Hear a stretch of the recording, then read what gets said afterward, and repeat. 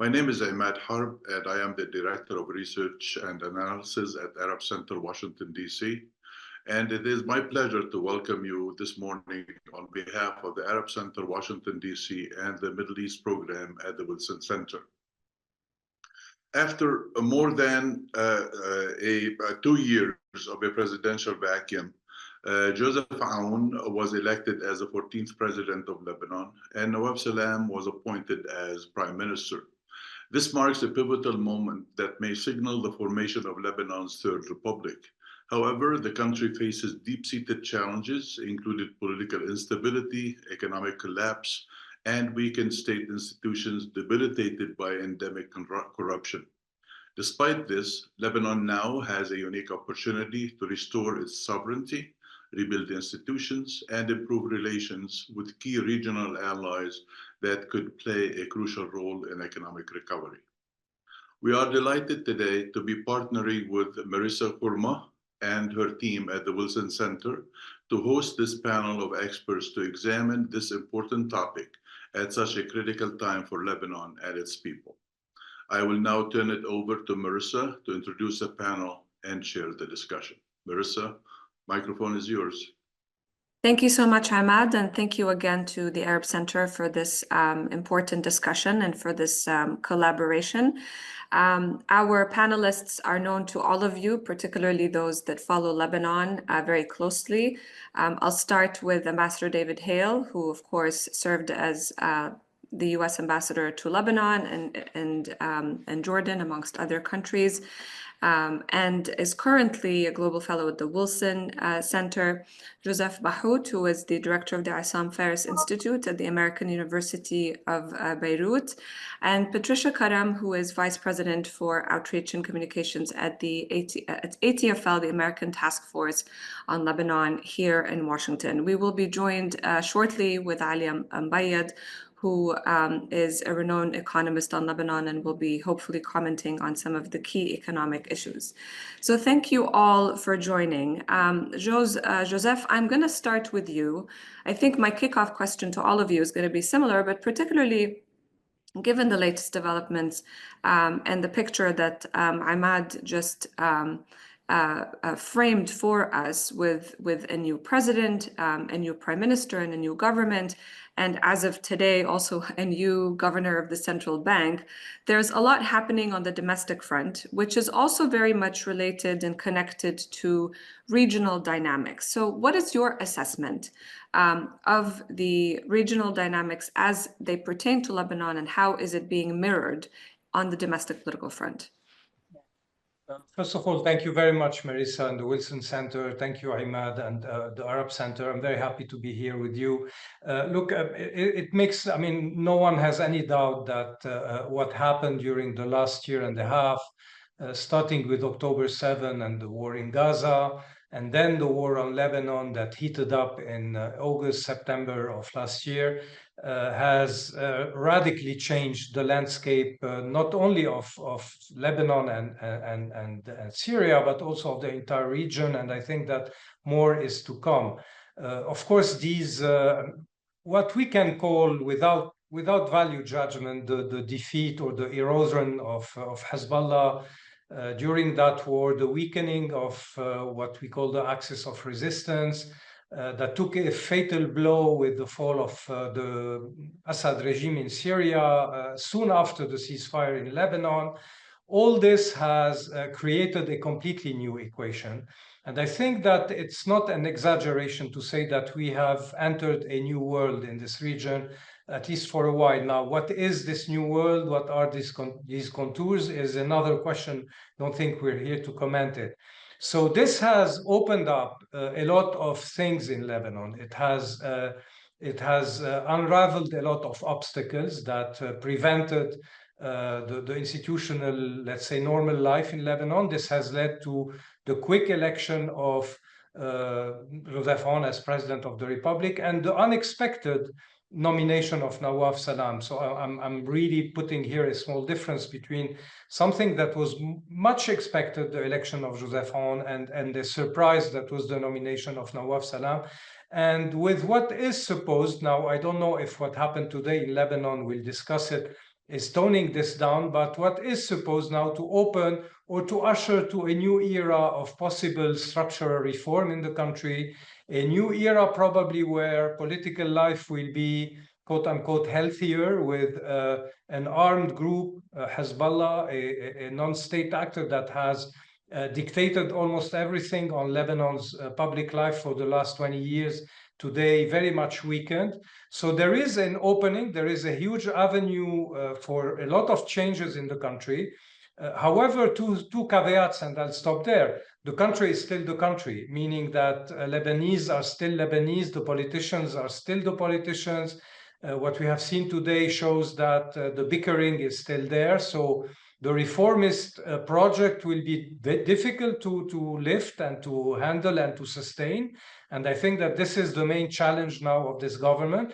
And the second caveat is that these same factors, the regional factors that have caused this enormous upheaval, this enormous, let's say, change in the country and in Syria and etc., are still ongoing. The waves have not settled yet. These waves are probably called to continue, be it in Gaza, be it in the West Bank. The Syrian situation is very worrying. It's far from being stable. It's more unstable than even 2-3 weeks ago. And then you have the big unknown of what will happen with Iran. And so changes are still to come. So what triggered the change in Lebanon is not yet ending. It's still an open process. And I think that we have still to wait for episode 2 of season 1 to know what the film will be and where we're gonna reach. But definitely we are at the beginning of a new page in Lebanon, and this page has to be written carefully. It won't be easy, but an opportunity is there, and I hope that we will not miss it once again.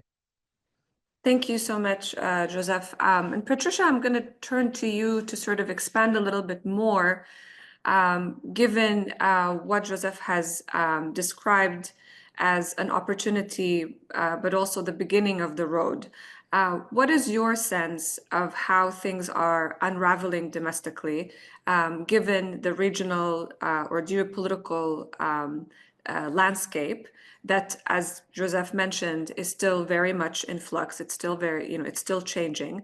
And what is your sense of the pulse of the Lebanese people? I mean, there was a moment of hope with the election of Joseph Aoun and Prime Minister Salam, but there's a lot more to do. So where are people at as this these new pathways are introduced by the new dynamics? Thank you, Marissa, and thank you for inviting me to be part of this panel. I'll touch a little bit in my response on what some of the things that Joe has already mentioned, and also what Imad pointed to initially in his introduction. And of course, we have a new government in charge in Lebanon. And this is really, as everybody has underscored so far, the country has really a chance to sort of put its house in order. So there is a certain optimism, especially that, after 2 years of paralysis, you have the quick but nonetheless election of a president, and then a nomination of a prime minister, both signaling sort of their readiness to tackle some of the deep-seated challenges that Imad mentioned, including corruption, governance, socioeconomic problems. So there is there is the promise of a new sort of Lebanon and strong messages about political change, rebuilding the state and institutions, the rule of law, etc. And it is interesting that both Joseph Aoun and Nawaf Salam are somehow complementary figures. They marry sort of a military experience with experience as a jurist, Salam's career as a jurist, somewhat untainted by local politics and corruption. I start on this optimistic note, but when you think about what recovering or rescuing Lebanon will require, there are numerous challenges ahead. There is, of course, for example, starting the ceasefire. We have this November ceasefire that was reached between Israel and Hezbollah that ended the conflict between the two a 13-point truce that called on the left to deploy to the south and on the IDF to withdraw within 60 days. Now, the truce still holds, even though it's past its deadline and Israel remains in 5 strategic outposts. So, and at the same time, though the ceasefire seemed initially to be going somewhat well, the recent tit-for-tat attacks signal otherwise. There is the issue of Hezbollah. We know that the conflict has decimated the military group's command and control structure, caused disarray among rank and file, and destroyed a lot of its weapons arsenal. So at the same time, though it may be a shadow of its former self, it still cannot be underestimated. And it still has representation in parliament, plus, according to some 15,000 fighters that remain. And of course, you have the challenges that relate to governance and the economy, the fact that the economy has been collapsed since 2019, really as a result of, again, echoing what others have said, mismanagement, unsustainable fiscal and monetary policies, etc.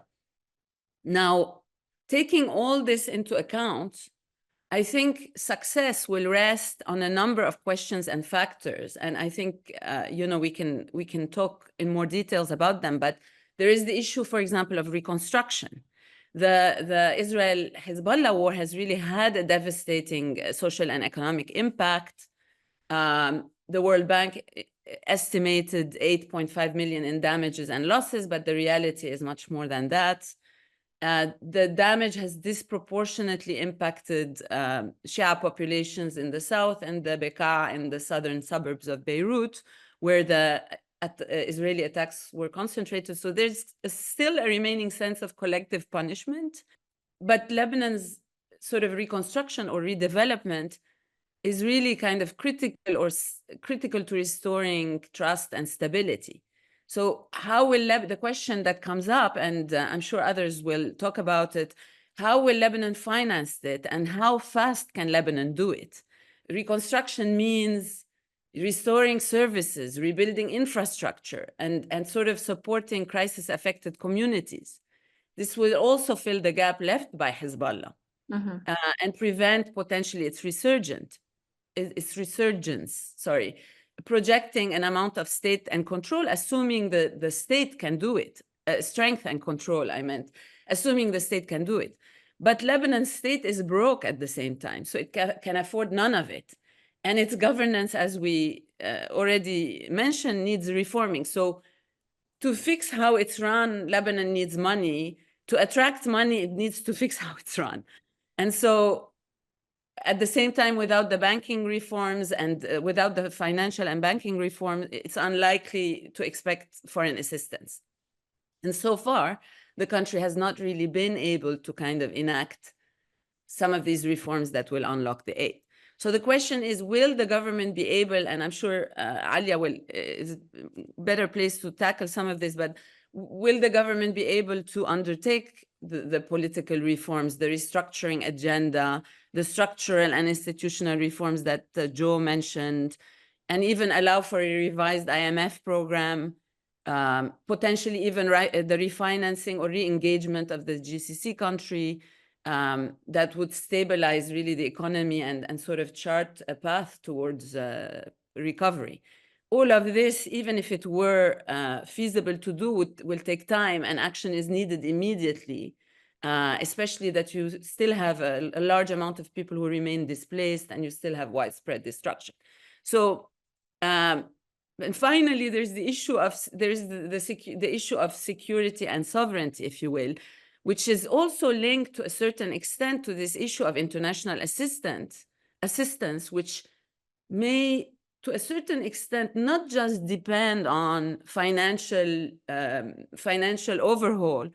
Under the terms of the truce, the ceasefire, Hezbollah must disarm, and the US and the Gulf countries consider this to a certain extent a prerequisite for large-scale assistance. So will the government be able to complete what it has started and achieve a full disbanding and demobilization of Hezbollah, ensuring control of arms through the LAF. And in this regard, can the LAF be expected to be strengthened and its offensive and defensive capabilities improved so that it's able to complete the task of dismantling and confiscating the weapons of Hezbollah and secure the borders and restore security? So again, this is costly and ambitious and greatly dependent on foreign assistance. And hopefully Ambassador Hale can talk a little bit about this. But so there is, just to conclude, there is reason for hope, I think, at a moment that is somehow unprecedented. But the government is really facing two really key challenges.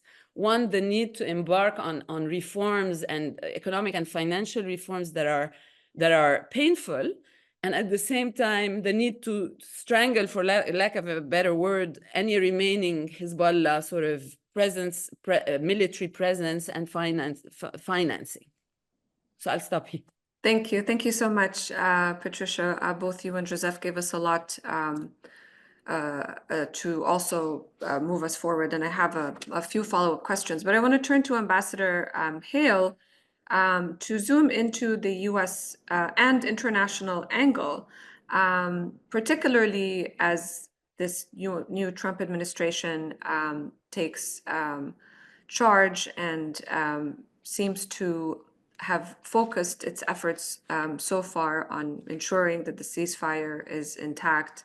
And recently, there was also a waiver that was signed by the president to allow for aid to be funneled through for the Lebanese armed forces, which is another signal that this administration is very much supportive of Lebanon and understands that role. So how do you assess where we are today, Ambassador Hale, and how do you see the United States' role moving forward? Well, thank you very much, Marissa, and thanks for having me. Listening to my distinguished colleagues, you can't help but draw the conclusion that, particularly in Lebanon, everything is linked. And that can make your head spin and paralyze actors who have a hard time, as one would expect, working through that.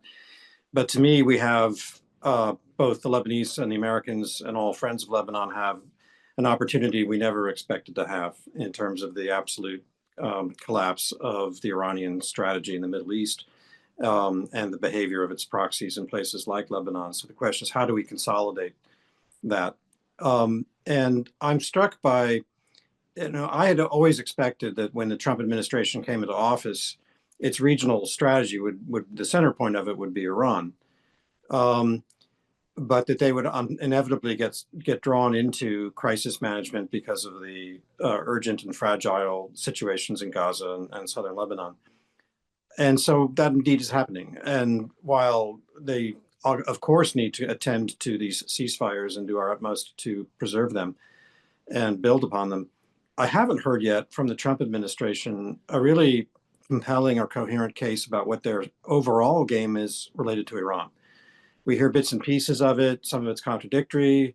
Carrots and sticks is a tried and true method, so maybe that's it. But they haven't really told us what it is. And unfortunately, or better or worse, today, diplomacy is pretty much played out in public. So maybe there's more going on than we know. Maybe there's more information being exchanged with key allies like the Saudis and the Israelis. But we don't know that. And I do get worried that the team is getting sucked into a short-term crisis management mode, and they have to, I think, work against that instinct. And of course, they have good people. They have Morgan Ortagus and Steve Witkoff, have Lebanon in focus. Lebanon's not being neglected in that sense. But I think the policy has to start with what we're going to do about Iran, and then it flows from there. And for the Lebanese, I think that in approaching the United States, there has to be, I think anyway, an appreciation that the Lebanese themselves now have to come up with some ideas and strategies on what they're going to do in this new environment, despite the difficulties we all know that exist in trying to find a cohesive set of policies in Lebanon, and make the case to us that we can be their partner, but they have the lead. And, the burden on the army is heavy. the ceasefire places upon the Army's shoulders a lot of things that are going to be tough to do. Amos Hochstein, before he left office, said it would be years before the Army would have the manpower in the South to do the job. So we have to be practical about that. But without security in the South, the Israelis are not going to pull out of Lebanon. And if they don't pull out of Lebanon, whatever talks are going on about the next phase really isn't going to work.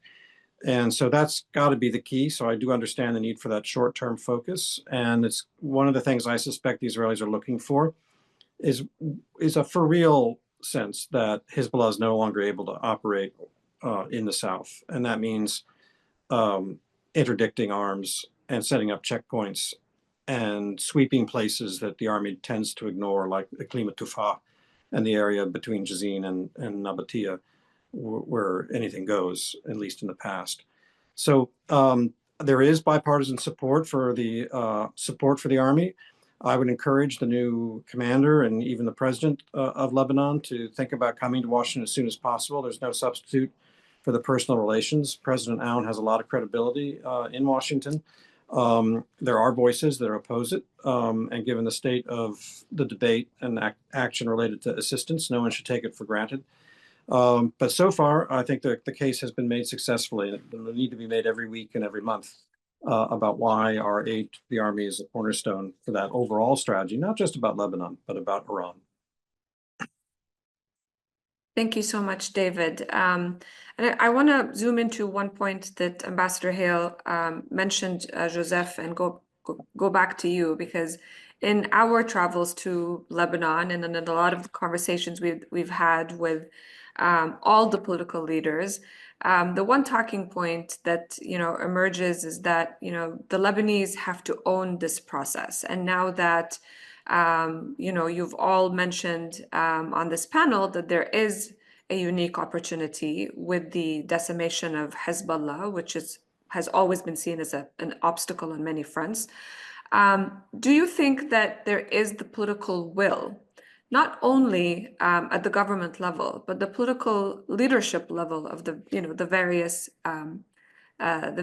parties to actually own this process, both for the political restructuring, but more importantly, to also tackle some of the deep structural issues that are just sinking the economy further and further. And of course, in the post-war scenario, we have so many more challenges. Your question touches upon a very complicated catch-22 that is really structural to Lebanon, in fact. It has to do with two things. First of all, the perception that lots of people, be them normal citizens or political forces, of the results of the war on Lebanon and what we are calling the decimation of Hezbollah. Here, I think there is a double risk. There's a risk by some forces to overread the defeat of Hezbollah. It has been defeated, but it has been defeated militarily against Israel. However, Hezbollah as a societal apparatus is still present. So overreading the results of the war is a risk. The other risk, and this is the first catch-22, is by Hezbollah under-reading or still remaining in a sort of denial regarding the magnitude of the defeat and the blow that it has taken. Probably they are still groggy, I would say, or in a state of semi-coma, which is normal. So they have hard time to figure out exactly where they are in the equation. Notwithstanding, what you hear a lot about, which is probably true, the heated debate inside Hezbollah probably, and with Iran also, on the strategy and the course to follow and how to behave with regard to this new, let's say, equation and landscape, and Ambassador Hale has pointed to it. I mean, what will Iran do? And exactly to know that, we have to know what is America having in stock for Iran. And this is still unknown. This is the first catch-22. The second one is that, in Lebanon, and I think everyone knows it, Ambassador Hale probably also because he has lived it, in Lebanon, things cannot move easily if you don't have a minimal level of consensus. And this is where the trick is. how much consensus do you need? Meaning how much absorption of forces that were yesterday a source of deadlock, okay, Hezbollah to name it. How much do you have to absorb these forces in order to build consensus without absorbing too much consensus that would lead to paralysis and to business as usual and to come back to the, kicking the many cans down the road? This is the second catch-22. And I think that in the beginning of the government, of the life of the government, this is something you could sense in the formation of the government, in the picking up of the ministers, in the drafting of the governmental declaration or statement, and now with the many choices. But there's one point in time where choices will have to be made, and we haven't reached that point yet. One of them is, for example, when will the president, because this will be the role of the president of the Republic for many reasons, when will the president have a frank, open, albeit discreet and maybe secret or behind-the-scene dialogue with Hezbollah about the way forward and the way to demobilize and to disband and to disarm? This has not started yet. Another very tricky debate will have to do with what happened today on the banking front, and Alia will talk about it.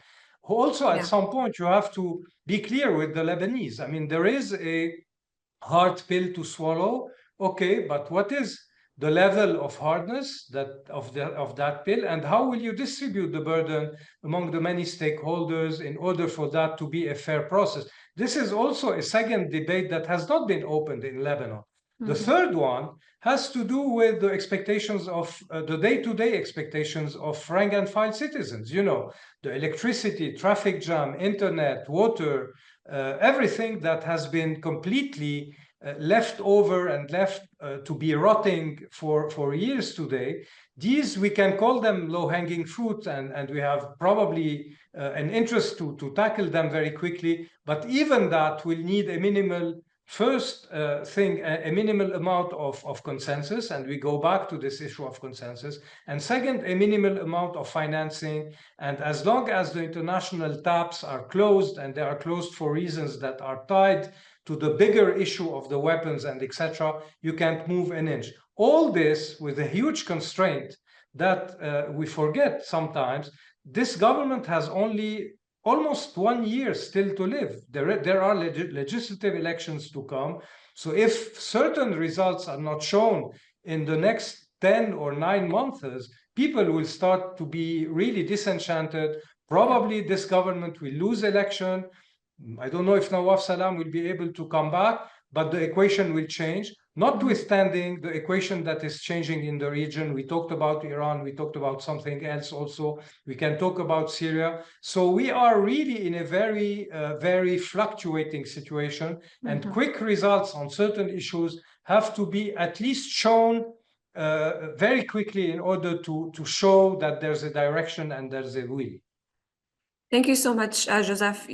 This is actually a perfect segue to move on to Alia and welcome her. Thank you so much for joining us, Alia.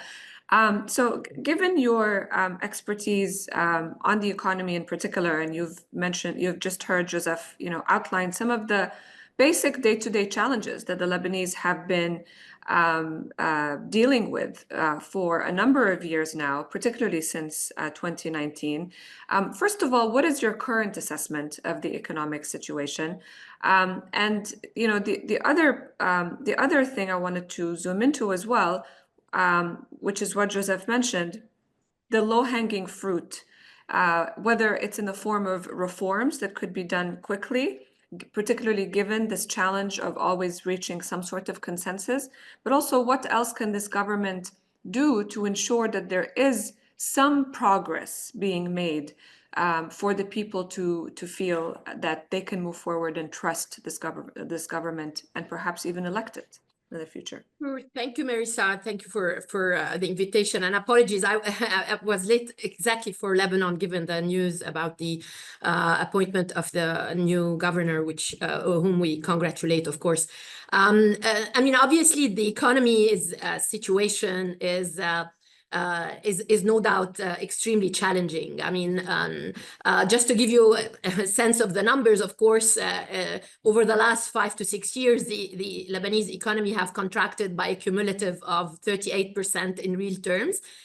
Even some of the recovery that we saw in 2023 was obviously reversed by the devastating war.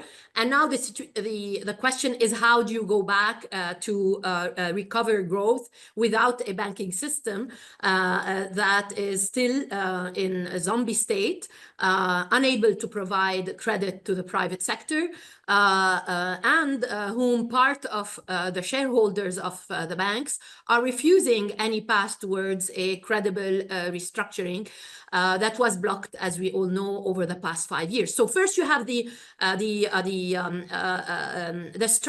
challenge of growth and how to recover it in the absence of the financing channels of a banking system that is fully functioning and that is in the zombie state.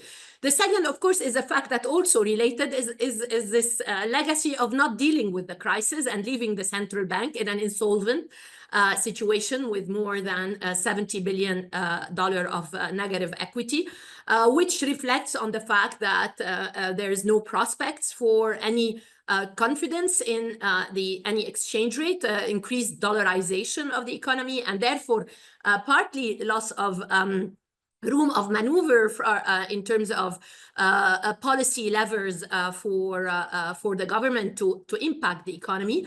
And the third is the leg is the state, which is after defaulting on its debt, the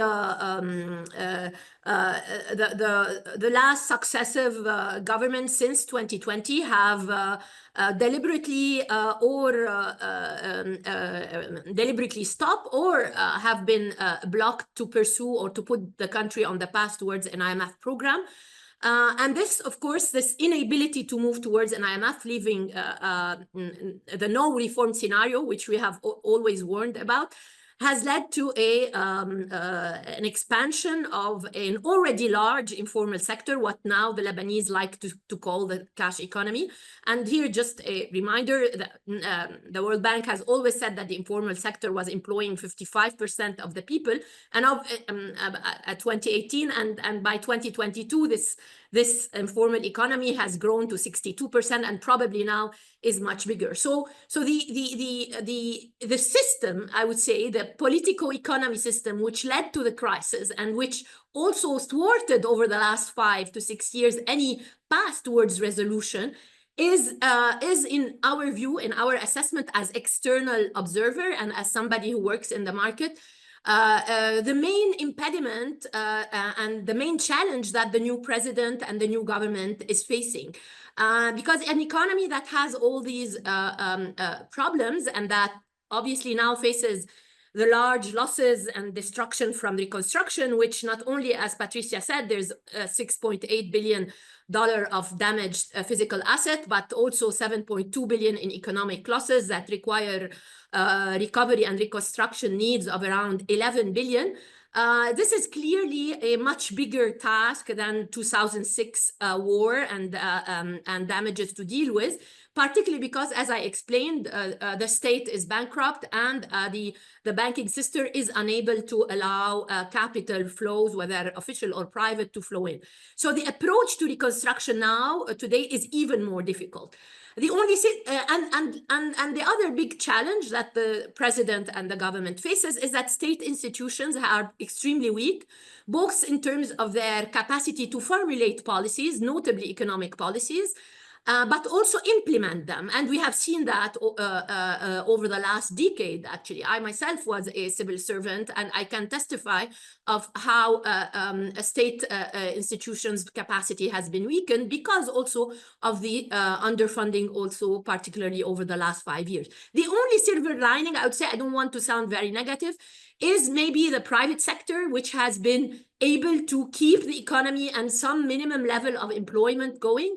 But clearly, this engine of growth that has been pushed by the private sector has also benefited from the deleveraging that private corporates have benefited by closing their credits in real dollars with the dollars at the expense of depositors. So there has been also a transfer of wealth. So this is the economic situation. Now, how this political change in the political landscape could take us forward, giving all these challenges.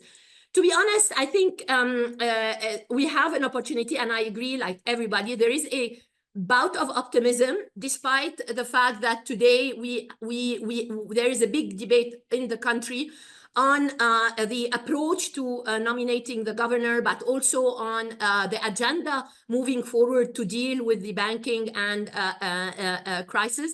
I think what I see as important in the next phase is first for the government to clearly delineate and devise the plan, both in terms of restructuring the financial sector, the public sector, the central bank, the fiscal reform agenda, the choice of monetary and exchange rate policy. Obviously, the country, to gain competitiveness, cannot continue to rely on a pegged exchange rate, but for that, it needs the capital inflows to be back. Without this restructuring, but not a restructuring that is not done technocratically, without any form of accountability and fairness in the distribution of the losses, because I believe this is what will bring back confidence into the system. And we strongly hope that we hear as soon as possible from the new governor whether the plan that is being said that he is endorsing to either push the burden of the losses on the state or to haircut depositors in such a abrupt manner is really what he wants to propose along with the government.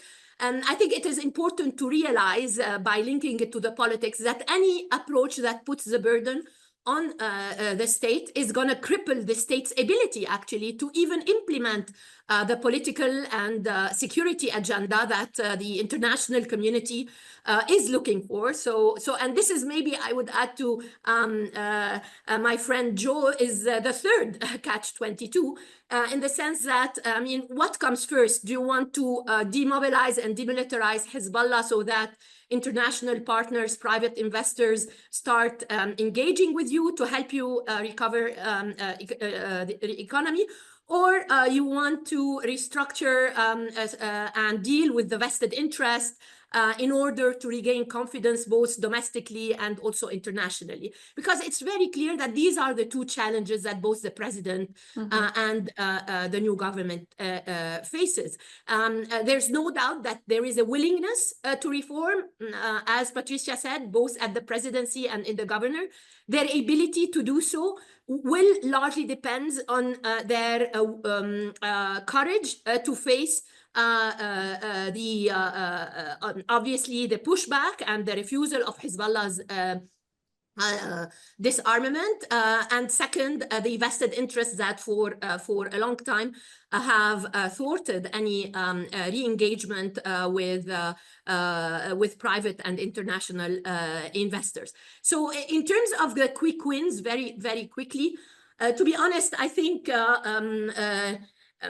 there are things on the fringe that can give an impetus to the economy.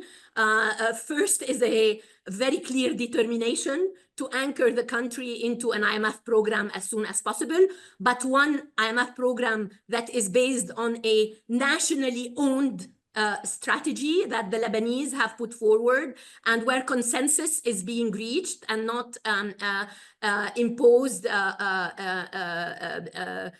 for lack of getting to a consensus. That is certainly essential, and I don't think without this determination you can make any other win, because you need the financing. Assuming that we are able to do that in the next few months, and what I mean, not only have a staff level agreement like in 2022, but rather go to the board by the end of this year, i.e. get to an agreement with the banking sector and the various stakeholders on the distribution of losses by, as I mentioned, have the right equilibrium between accountability and recovery, growth recovery on the other hand. And second, try to focus on key sectors that can push the private sector to gain competitiveness, and those are the electricity and the telecom sector. In my view, these are the largest, most important two obstacles where the international community, but also private investors are ready to engage, whether putting in place and using the PPP framework that has been long been stalled, or engaging with the World Bank and the IFC on those fronts. I think, just to end here, I think there is no doubt that the country is in front of two scenarios. Either you are decisive in your choice to embrace concomitantly the need to reassure the international community that the security and 1701 implementation is done concomitantly with reforms, because one needs the other and one supports the other, and therefore you continue on the right path and gradually get onto the virtuous cycle, or you choose to and hopefully not to do what you have been doing for the last 5 years, i.e. lirify the deposits, try to find ways around capturing the economy by private vested interests even more, and the economy will continue to be in the informal sector, and potentially take Lebanon not only from the green list but also to the blacklist, and that is certainly prevent a reintegration of Lebanon into the international financial system. So I think it's on the Lebanese and on this leadership to decide, and I do believe that we have the elements to go in the right scenario, provided not only the willingness but the ability to implement reform is there. Thank you so much, Adia. You gave us a lot of food for thought, and I want to turn to Patricia, but also reference why the tackling the economic situation, and particularly the day-to-day services, what people are feeling and sensing, is so important. Like the latest Arab Barometer survey that was published in October of 2024 has, even in the midst of conflict in the region, and I assume that some of these interviews were conducted when tensions were rising between Israel and Hezbollah. Even in the midst of these security tensions, the economic situation and corruption were the first two items that were identified by the Lebanese people as the most challenging.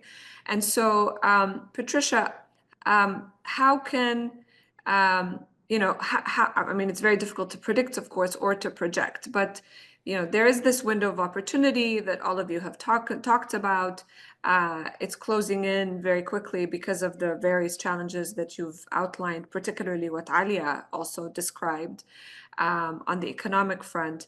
And what is the role of civil society, all these movements that we had seen that were on the streets in 2019? I mean, is there anything happening at the civil society level similar to sort of the informal economy that has grown that is also addressing some of these challenges?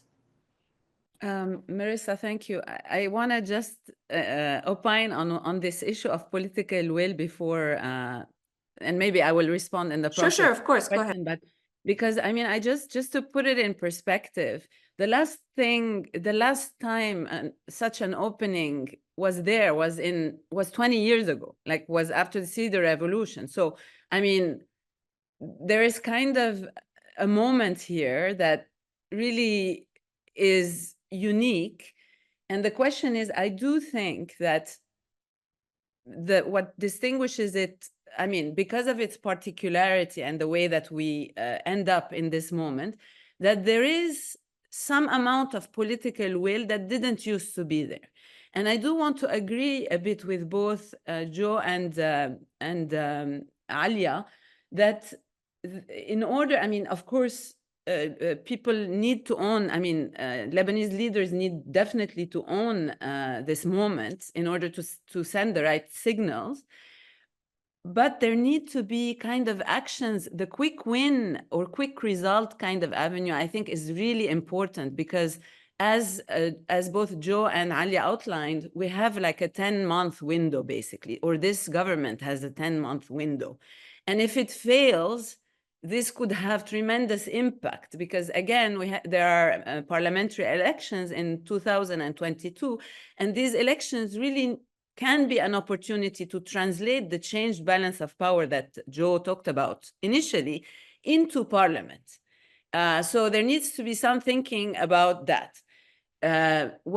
Based on what people have discussed already, I mean, some quick wins could be, for example, on the security and sovereignty front, bolder, this is something Ambassador Hale talked about, bolder laugh action. I mean, it might be happening, but it needs to be marketed a little bit better. I mean, there needs to be more visible LAF presence, more marketing of its checkpoints, and it's going into territory, and it's disarming Hezbollah in a real way.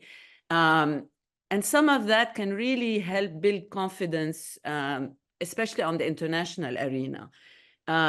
A timetable for the disarmament of Hezbollah is something some people have been calling for internally. I think that would signal, that would help translate the political will into concrete actions. And then other things like I mean, Alia mentioned a plan, I mean, an economic plan. I mean, we can't forget that the IMF negotiations took very long and led to very little. But I think the movement towards a plan, an economic plan, would really be an achievement. And and Alia, you are better placed for this than me for this, but some low-hanging fruits may have to do with tackling things like, I don't know, modernizing and digitizing some government functions, for example, to begin walking on the road to anti-corruption, etc., or some measure of administrative reforms. My understanding is that over half of director-level posts are vacant, and so trying to tackle that, and the public sector is bloated, so downsizing a bit the public sector. And of course, I think, Joe, you're the one who mentioned this. There is this issue of reforming the SMEs that are responsible for public services like electricity and water and transportation and telecommunication. Now, that may be a different animal, but some movement towards some action in this regard, I think, may help provide some confidence that this government is both on the security and the economic front, the reform front is serious, and that, the circumstances allow for this political will to translate into some actions despite the structural challenges that the country is afflicted with. So in terms of civil society, I mean, one issue that I don't know we haven't discussed is this issue of foreign funding, which I think is hitting hard civil society. And it's just this, the reduction of foreign assistance is not just a US side issue, it's also a European side issue. It's happening on all fronts.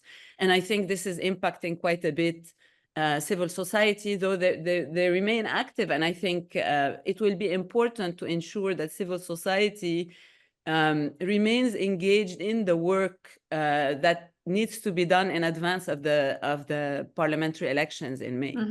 Thank you so much, Patricia.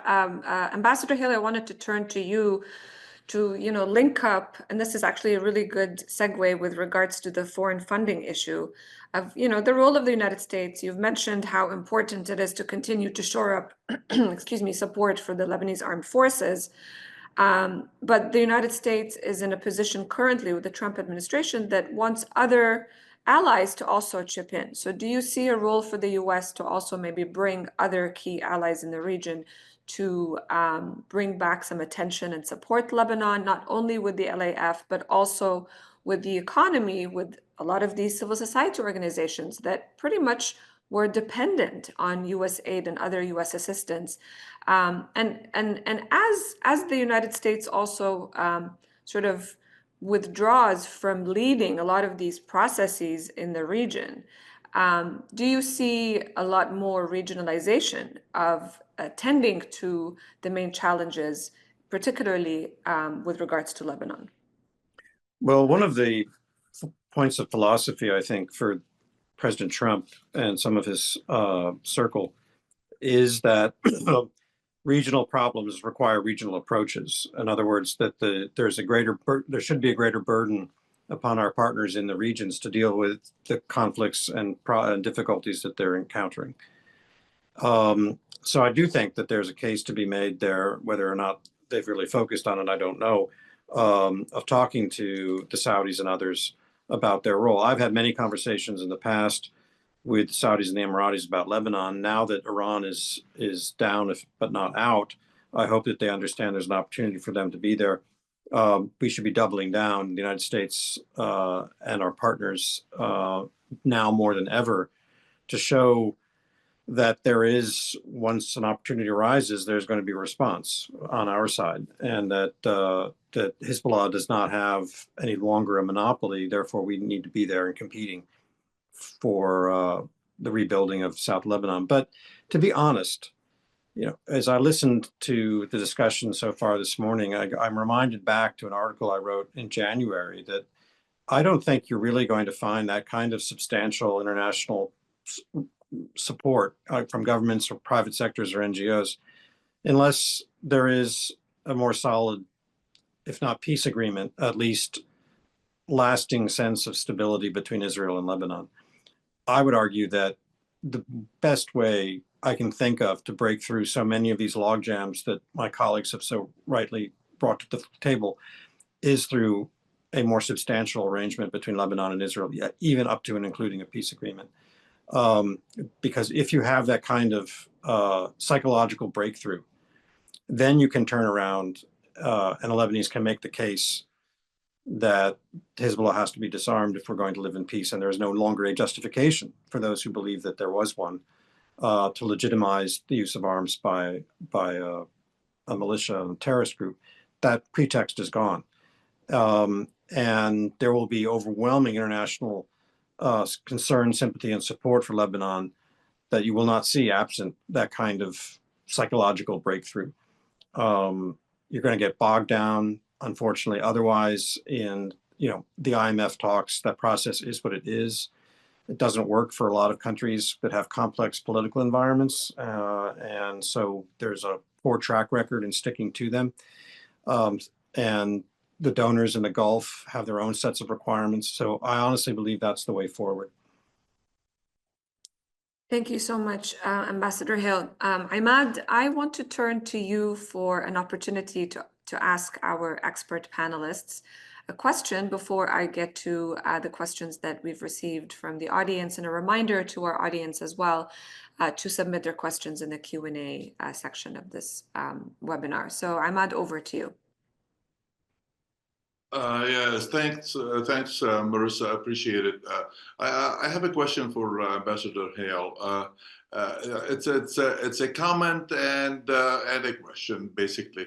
You know, you in your remarks, in your earlier remarks, you talked about the administration really looking at the Middle East from how it's going to be looking at Iran, so to speak.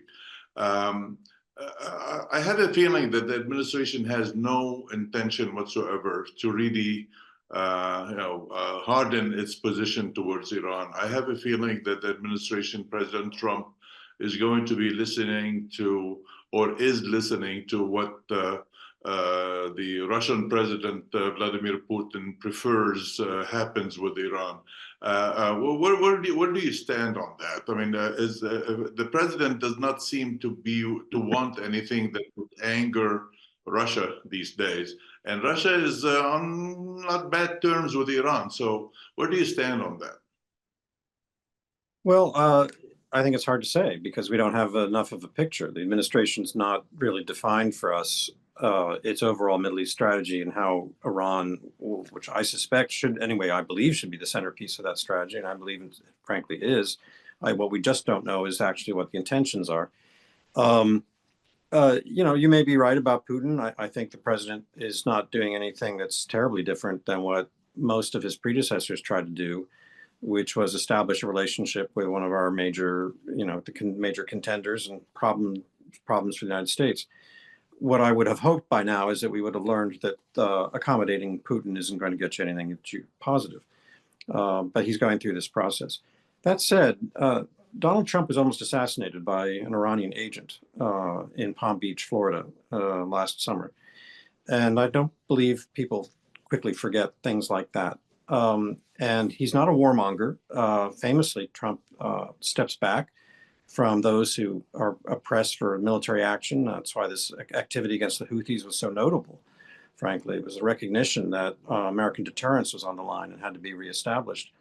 So, but that also revealed a debate underway in our system about the trade-offs that are made when we do these things. So, I don't know. You could be right. I just don't think that, frankly, Trump's going to want to face the American people in a year's time or 2 years' time and try to explain how he handed over the Middle East back again to Iran and a Russian partner. I think that would be something he would not want to have to explain. So I'm not as concerned maybe as you are, but I think you raise a valid question. Thank you so much, Ambassador Hale. Ahmad, do you have any other questions for the other panelists before I turn to questions from our audience? No, let's give the audience. Sounds good. Sounds good. We have a number of questions. Yeah, Patricia, did you want to just comment? In response to Ambassador Hale's previous, the Ambassador Hale sort of talked about the psychological breakthrough that needs to happen in order for things to evolve. In terms of Lebanon-Israeli peace agreement. I wanted just to suggest, because this is such a controversial issue, and I mean, we saw recently the comments that were made by the Prime Minister on this very issue, that there is one other element that could help restore some of this confidence, and it's in the border demarcation talks that began. I think the border delineation issue could be a significant development and could kind of help strengthen Lebanese sovereignty if these negotiations are successful. So I just want to throw it out there because we didn't touch upon it. I think this could be something, sort of an opportunity for Lebanon. For Lebanon. Thank you so much. So can I also add one thing on the regional dimension from the economy? I mean, I think it's very important to highlight that the regional actors, particularly the Gulf state, on which many of the Lebanese politicians are hoping that they would come to the economic rescue, are in a completely different mindset today. And we have seen that take this different shapes and forms, both particularly in Egypt, but also in Jordan, in Tunisia. I think the largesse of the Gulf states is not anymore there, or I would say is much more conditional. I mean, aid by the GCC countries is increasingly a geo-economic tool that is used to shape their foreign policy choices and to make them happen, not only in the region, but I think globally. But if there's one country where we can actually also see that the demands of the Gulf countries for reform implementation has been relatively high, notably the Saudis, is Egypt. We have seen the Saudis promise significant funding for Egypt. provided that Egypt delivers increasingly more on the IMF reforms, on private sector, on development, and the funding of Saudi has not yet come through because these reforms are being late. So I think it is extremely important for the new government, for the new president, to put ourselves in this new regional landscape and deal with our Gulf partners, but also the multilaterals from that perspective. There is less basically brotherly aid and more sort of debt to equity swap or aid for economic interests. Thank you so much, Alia. This is a very important point, particularly as a lot of the GCC countries move forward with their own diversification plans and visions, right, for the future. So I'll turn to the questions from audience members. Joseph, I'll give this one to you from Jessica Stevens. What can we anticipate in terms of the new government's view of the UNIFIL mandate, which is subject to review/renewal in August? Good question, but I don't think it's the government's view of the mandate of UNIFIL that is worrying me or any other person. I think it's the US posture towards that. I think that UNIFIL has lost a lot of, I would say it's, I wouldn't say credibility because it's not a matter of credibility, but of its worth in the eyes of this new American administration. And you can hear that. These are voices that are in there and you can hear them. The last renewal of the UNIFIL was really made by almost miracle, and it took a lot of French and other partners' pressure to do it. The many signals that are emanating from be it the new team of the new administration in the Middle East, meaning Mrs. Ortegas or Mr. Witkoff, or even the statements made by, the American general who's heading the surveillance, the ceasefire surveillance committee, all of them usher that UNIFIL's role is to be probably reformatted soon. Now, towards what, we don't know. A lot of partners also in Europe are finding that such a huge contingent of UNIFIL has become too big to sustain, too costly also.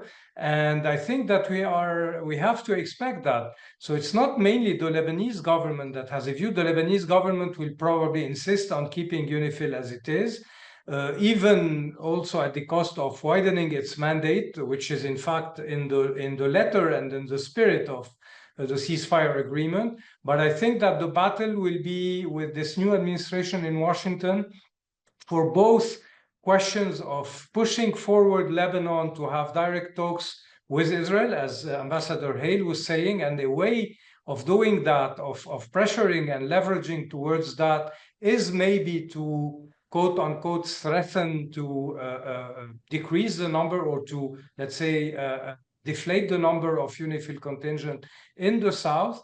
And also, I think that there's an international climate that also is probably starting to think about a new role, a new, let's say, way or methods to keep security in the south.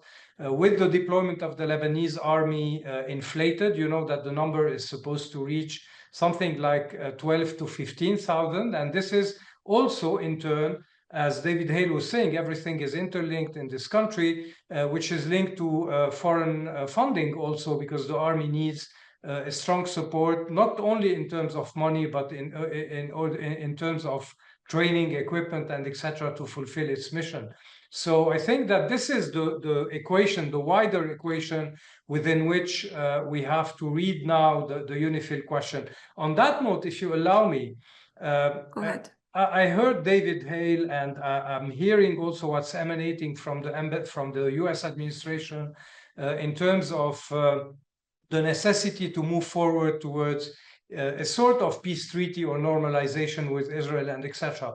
I think that pushing this too far and too quickly could have a counter effect as long as the reconstruction process in the south has not taken off. You can't today, ignore the wounded community in southern Lebanon. I'm not talking about Hezbollah here. I'm talking about the sociology of the south. you know, houses are still on the ground, villages entirely are demolished. I'm not talking about Israel still keeping 5 points on the border. Some deaths have not been yet taken from under the rubble and etc. So pushing too far and too quickly on this question of normalization, I think is not a good messaging in terms of, let's say, the psychology of the people you are addressing. With that question. I think a good sequencing would be really to start talking seriously about the disarmament, the integration of Hezbollah in the state institution, the demobilization of Hezbollah. In parallel of that, reconstruction. And then after you can start talking about the diplomatic process with Israel. I think it's too soon. We have a bad example of that in '82 when a peace treaty was crafted while the Israeli army was still occupying Lebanon. And we know with what consequences we were faced after that in less than 2 years of time. So I think that cautiousness here is to be advised. Thank you so much, Joseph. So the next question is on Syria. We touched upon it a little bit in the discussion. So I'll turn to you, Ambassador Hale, for the impact of the new leadership in Syria. We've seen, of course, as we've mentioned earlier, clashes on the border, HTS members who were killed as well, and taken into Lebanon and killed. So there's rising tensions. Joseph mentioned earlier that there are that nothing is, it's far from stable. How do you see the situation currently with regards to the new leadership in Syria and its impact on? Well, as with so many other topics we've discussed today, it's a remarkable and unexpected opportunity that no one seems to know how to handle. I'm struck, and you've heard me say this before, the good news is the Assad family's gone and they're gone for good. The bad news is that at least for the moment, they've been replaced by a Takfiri Salafi who spent much of his career organizing suicide bombs and governed Idlib in a way that is clear from the record. Now he's trying to demonstrate that he's matured from that past. I think the jury's still out on whether that's the case. I think he's trying to be all things to all people, which he's succeeding to a large degree in doing. He's quite intelligent and I think dynamic, but a guy who's still got a militia that still believes in the jihadi approach to modern life is what it is. And so the test for him will be whether we all want success there. How can we work with him to move him to the moderate center so that he has an ability to actually control his country? And that is going to entail a moment of decision where he's going to have to confront these Takfiri militias and make a choice. So, we should be thinking about how to help him get to that point. We should be thinking about how you can condition sanctions that exist. Can you lift some and keep others in place? All of those questions are, I think, to be debated by the United States and our partners. But to me, that is the essential thing. And this can go 50-50 either way. It's certainly in all of our interests to try to move Syria, which right now I think is actually the cockpit to decide the real future for Lebanon and the neighboring areas, to get it in the right place. I don't want to prolong the discussion, but I would, if others have questions about it, be happy to go back and talk about some of the Israeli-Lebanese issues and my own perspective on them. But thank you, Marissa. Thank you. And a question came in for Alia from Amal Karaki. What incentives, could be proposed for the banking sector to support and implement a reform of this sector? Also, there should be more emphasis on the social implications of the crisis and the need to address it. Thank you, Marissa, and thank you, Amal, who's an old colleague, for the question. I think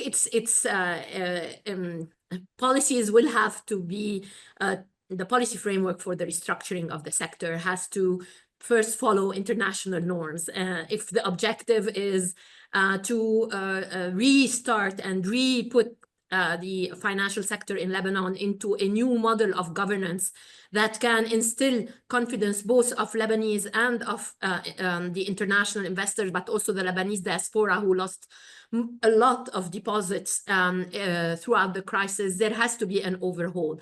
The banks shareholder have to lose their capital, but also be called upon to recapitalize and share a burden of the losses. And the onus now is on not only on the new governor, but also on the central bank as a whole. There will be a new team at the central bank that the government will need to appoint, but also there is a new banking control commission that will need to come also to continue the discussion and the negotiation for finalizing the burden sharing plan. I think moving forward with an independent bank resolution authority, so as to make sure that the restructuring of the banking system is independent from the interventions of politicians and politically appointed officials is key. And I think as we just read, I was just reading what Prime Minister Salam has said.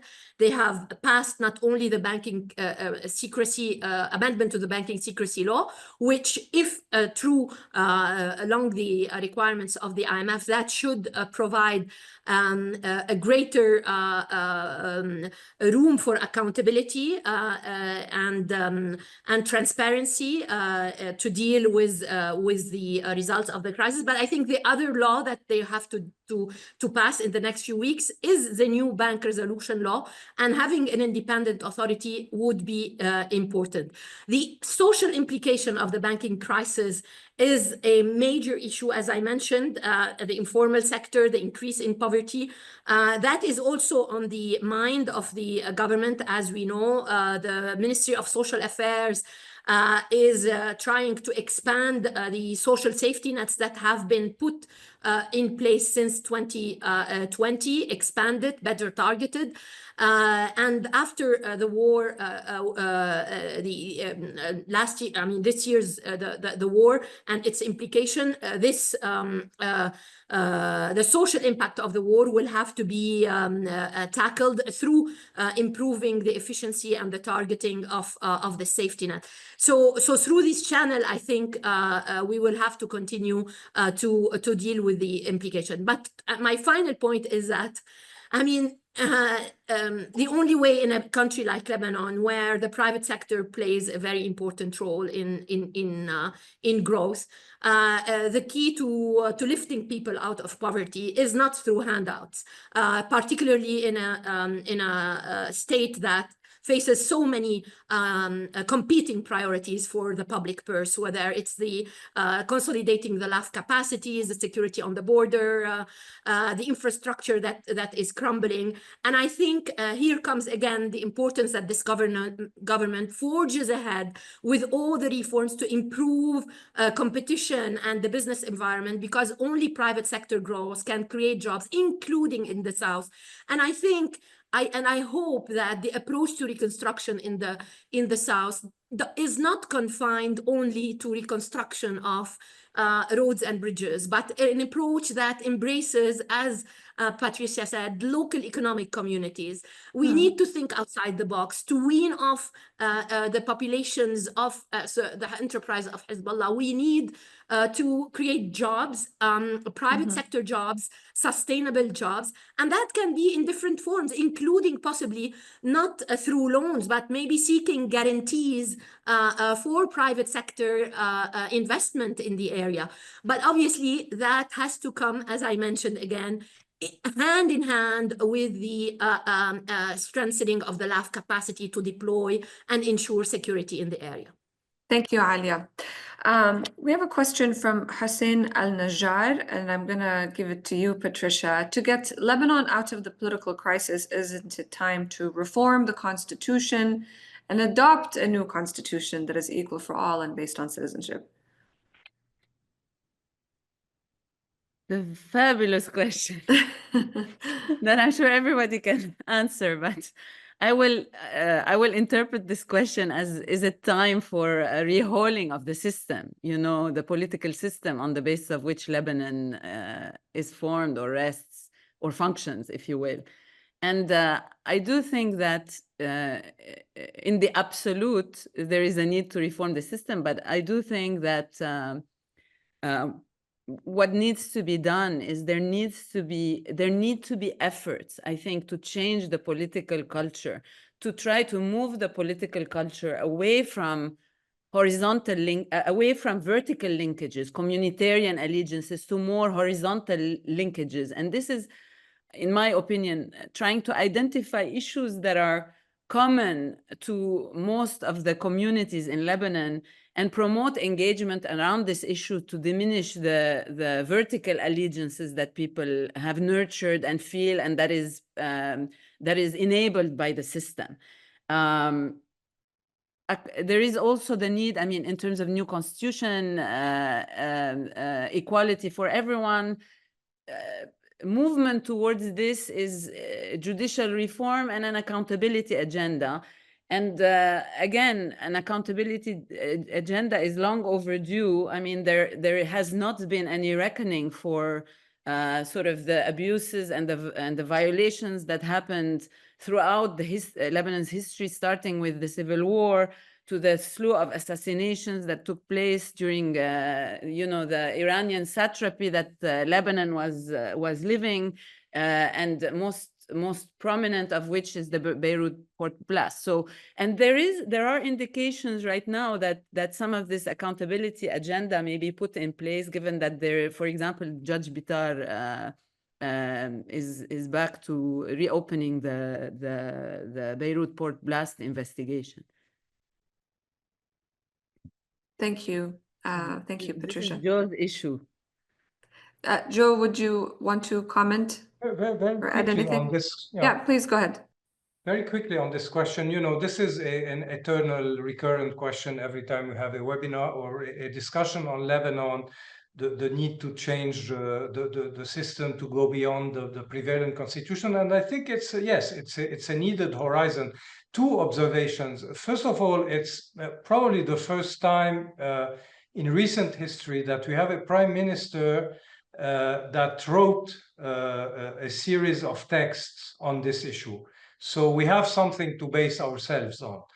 He has a book that was published 2-3 years ago, a collection of articles where he plainly says and explains how to get beyond, let's say, the traditional Lebanese political system in gradation, incrementally, etc., with a lot of very interesting proposals. I think that it's interesting that we have a person like that now in power. The question is time. Again, he is still there for a year. Maybe he will come back after a year, but he is there for a year. So he has a vision, but he doesn't have probably the time.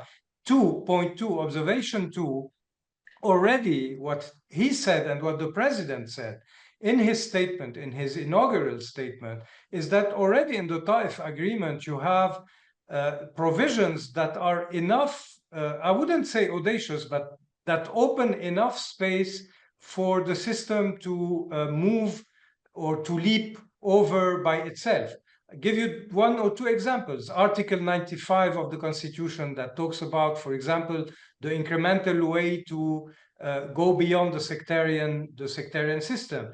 You have articles on the creation of a Senate. You have articles on decentralization, a very wide decentralization.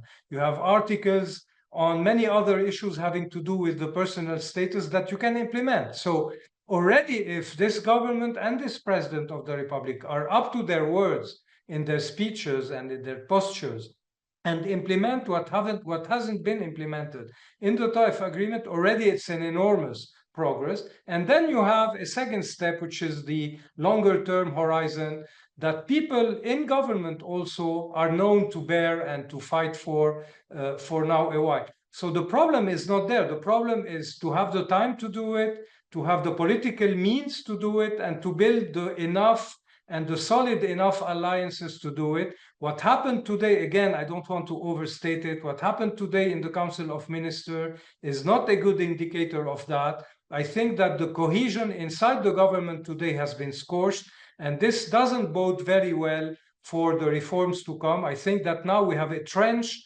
within the government, inside the executive branch, and I think that this will leave traces for the months to come, unfortunately. Thank you so much. Thank you so much, Joseph. I'm going to go back to one more question at the top. It's a very somewhat long from Paula Mawad. The careful optimism and trust are fading quick and becoming another phase of stuckedness in Lebanese politics. The government has not been transparent regarding the next steps to hold politicians accountable for the Beirut blast, port blast, and other corrupt files, as well as bringing bankers to face justice due to the economic collapse and money transfers. Borders remain undefined. The LAF are not fully engaged yet.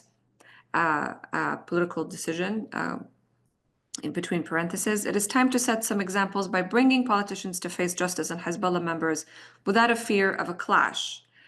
The goal remains, the government of Lebanon remains hesitant and scared. What is the input of the panel regarding an international initiative bringing the government of Lebanon and all actors to revise the constitution? We've already talked about that a little bit. Redraft the Taif localism, the Taif Agreement, and probably sponsor some sort of hybrid devolution localism new system, since the system has been stuck for some time. Who would like to tackle this?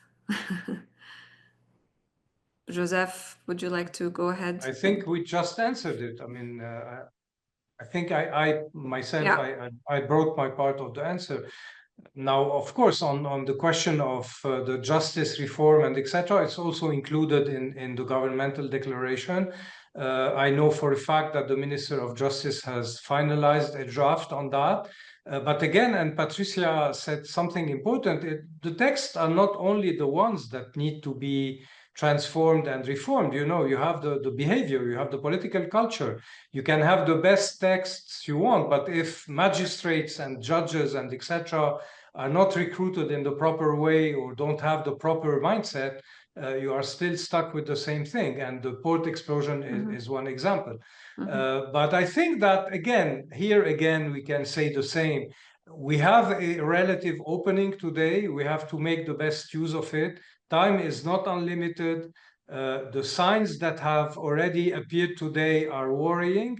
We have to be quick, cautious, realistic, but ambitious at the same time. It's very difficult, but this has been the fate of this country for a very long time now. Thank you, Joseph. And David, this question mentioned, is there room for some sort of international initiative? Do you see the United States leading such an initiative, or do you think this is something that the GCC countries alongside with other countries can do, or maybe the French or not? I don't see an American initiative. I don't think America would take a leadership role. I don't think that we would be an obstacle either. I think that the history of Taif shows that basically it was a Syrian-Saudi deal.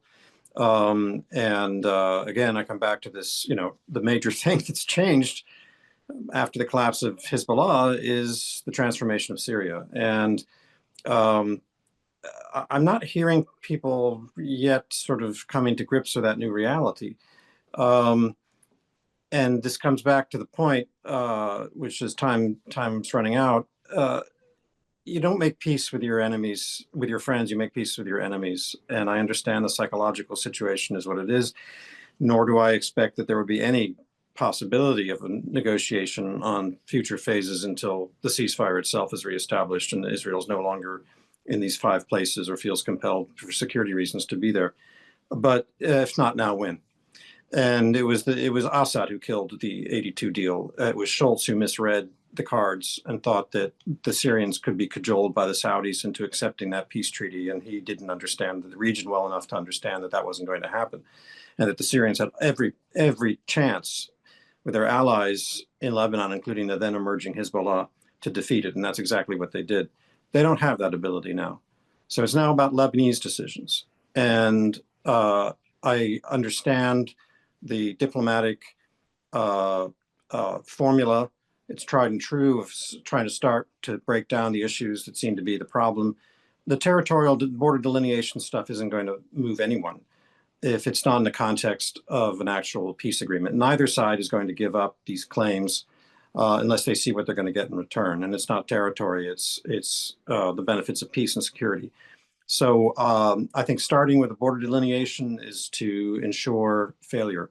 Now, if you're going to have a peace agreement, there has to be some handling of those issues to be put on perhaps in another format, another context, so it doesn't become the obstacle.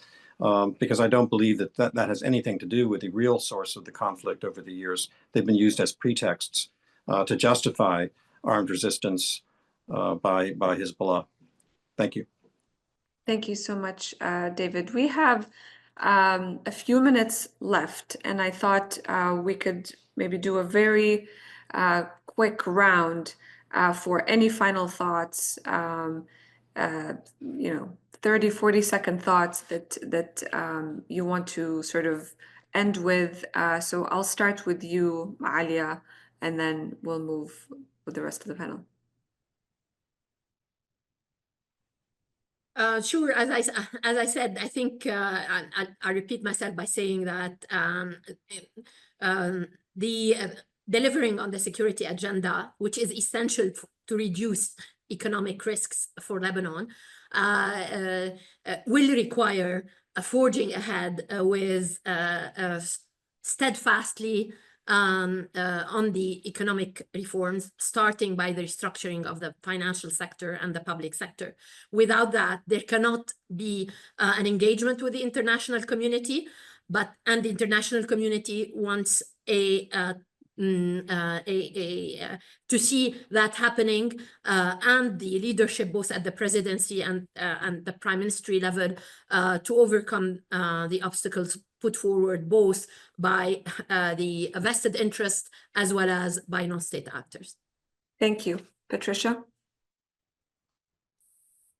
I think, Joe said it well last time, this idea that we're at a moment and Lebanon is sort of offered a chance at, or an opportunity at sort of independence and reconciliation through this fresh leadership that is well-intentioned, but facing tremendous sort of challenges.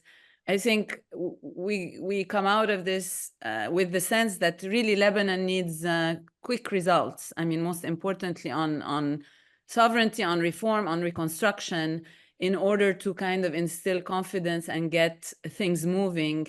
And again, this idea that the government needs to engage in low-hanging fruits is important, and underscoring that it's very easy to squander this opportunity.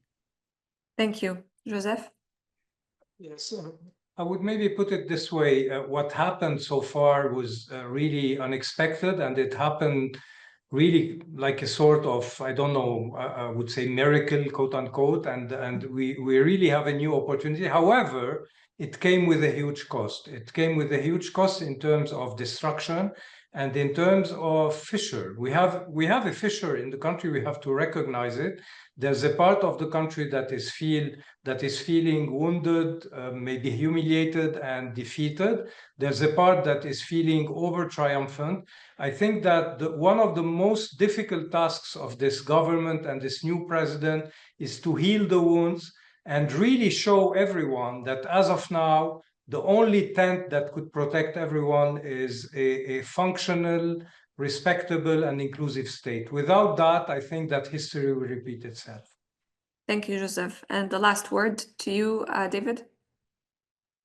Well, I think I already said my piece, so I won't belabor it. But I do think there's an enormous reservoir of goodwill and a desire for success for Lebanon, certainly in my country, and I feel that's the case in many other places.